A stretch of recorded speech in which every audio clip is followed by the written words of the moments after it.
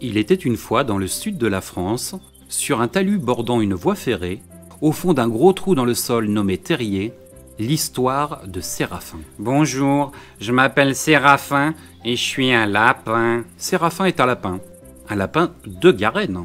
N'entendez pas par là qu'il soit issu d'une grande famille appartenant à la noblesse française, car son nom lui vient plutôt du fait que jusqu'au Moyen-Âge, les ancêtres de Séraphin étaient élevés en semi-liberté dans des espaces clos qu'on nommait Garennes. Le lapin de Garenne est d'ailleurs l'espèce souche de tous les lapins domestiques qui existent aujourd'hui. Même à l'état sauvage, et probablement dû à ce passé de vie en semi-liberté, Séraphin et ses congénères n'hésitent pas à coloniser des endroits où l'homme est largement présent. N'avez-vous jamais observé quelques spécimens sur des ronds-points à l'entrée des agglomérations? Ou dans le jardin de votre voisine, si vous vivez à la campagne? Moi j'adore manger mon caca. Pas toi? En effet, Séraphin, comme tous les lapins, est ce qu'on appelle un animal coprophage. C'est-à-dire qu'il mange ses propres crottes molles quand il vient de les faire. Ah oui, mais je mange pas que ça, hein, rassurez-vous. Séraphin est également un herbivore et mange aussi bien de l'herbe, de l'écorce des petits arbres, des racines, des graines, des bulbes et évidemment des légumes du jardin dont il raffole, dont la carotte à laquelle il est souvent associé.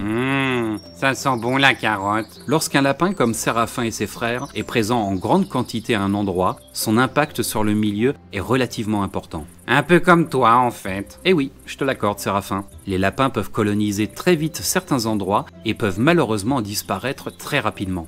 En effet, deux maladies, la myxomatose et la maladie virale hémorragique, plus communément appelée VHD, peuvent décimer les populations en quelques mois. Ainsi, pour prévenir cela, les chasseurs organisent souvent des reprises de lapins pour soulager la pression démographique de Séraphin et de ses frères et sœurs sur un territoire et procéder à des introductions ou des réintroductions de l'espèce sur d'autres territoires. Ah, je suis aussi un grand séducteur. Séraphin et les lapins sont connus et reconnus pour leur grande capacité reproductive. Leurs accouplements peuvent avoir lieu tout au long de l'année. Bonjour mademoiselle. Oh, vous sentez bon la carotte. Ça vous dirait de visiter mon terrier? Un seul couple pourrait assurer théoriquement une descendance de plus de 1800 individus à la première génération. Ah oui, ça fait beaucoup, hein. Et de plus, comme l'a suggéré Séraphin, les lapins sont polygames. Les papas lapins peuvent avoir donc plusieurs copines.